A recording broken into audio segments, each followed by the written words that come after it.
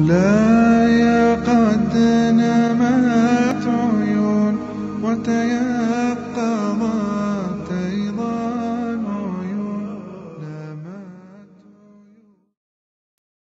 Wenn du nicht anderen Leuten das Wissen, was du hast, beibringst, dann hast du ein Problem.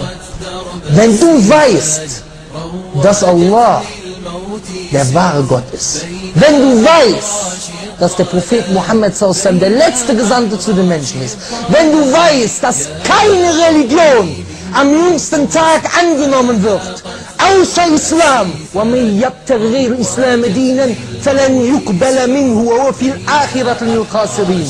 Und wer sich eine andere Religion als den Islam wünscht, die wird von ihm niemals angenommen werden. Und er wird im Jenseits zu den Verlierern gehören, die in der Hölle sind.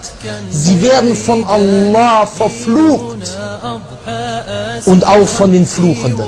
Sie werden von Allah verflucht und auch von den Fluchen. Und jetzt frage ich dich, Achi, wem hast du etwas von dieser Religion gesagt? Wem hast du ein Heft gegeben von dieser Religion? Wen von deinen Arbeitskollegen, von deinen Schulkameraden, von deinen Fußballfreunden?